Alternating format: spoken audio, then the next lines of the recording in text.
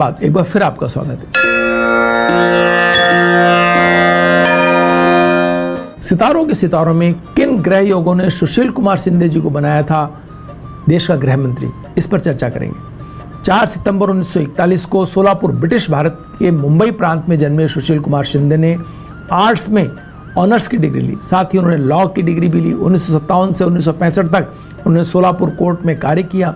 फिर शिंदे ने महाराष्ट्र पुलिस में कांस्टेबल की हैसियत से नौकरी ज्वाइन की। महाराष्ट्र सीआईडी में 6 साल सब इंस्पेक्टर के तौर पर सेवाएं दी। 1971 में कांग्रेस के साथ इनकी राजनीतिक यात्रा शुरू हुई। 1974 से 1992 तक 18 वर्ष और 2003 से 2004 तक फिर से महाराष्ट्र के विधायक रहे। 1992 से 1998 तक राज्यसभा सांसद रहे। 2002 में भैरव सिंह शेखावत जी के विरुद्ध उपराष्ट्रपति का चुनाव जीत नहीं पाई और 2003 से 2004 तक शिंदे महाराष्ट्र के मुख्यमंत्री रहे। 2004 से 2006 तक वे आंध्र प्रदेश के राज्यपाल बनाए गए।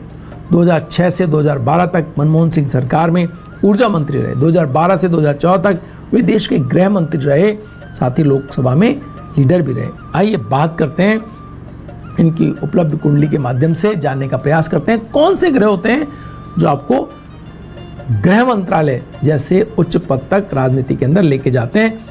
सबसे महत्वपूर्ण बात है बृहस्पति की। जब कभी भी बृहस्पति से रिलेटेड राजनीति होती है या केंद्र स्थानों में सूर्य कुंडली से अगर बृहस्पति केंद्रस्थ होते हैं तो आपको राजनीति में इतनी ऊंचाई देते हैं कि आप गृह मंत्री भी बन सकते हैं। ये यहाँ इस बात से, इस कुंडली से बहुत स्पष्ट रूप से बृहस्पति और शनि दोनों साथ हैं। यानी ये एक ऐसे व्यक्ति के तौर पर हम इनको देखते हैं जो न सिर्फ मिलनसारिता, बृहस्पति से होने वाली राजनीति मिलनसारिता की राजनीति, मित्रता बढ़ाने की राजनीति, अपना प्रभाव साधारण से असाधारण हो जाने की राजनीति बृहस्पति के द्वारा बनती है।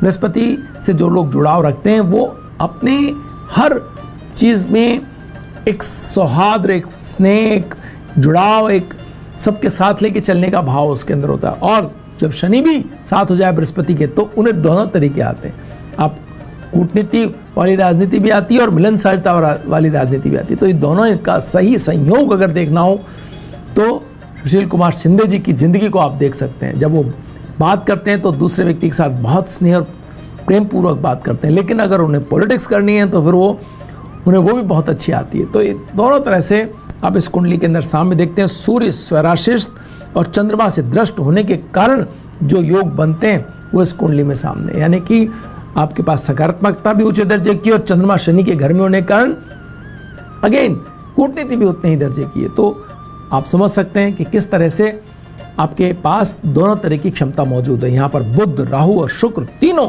एक साथ है। राहु के साथ बुध होते ही हमने बार बार हम देख रहे हैं कि कोई जुड़ाव अगर जिस राहु का इन ग्रहों से होता है तो उस ग्रह की ताकत को बढ़ा देते हैं, आपको ऊंचाइयां देते हैं।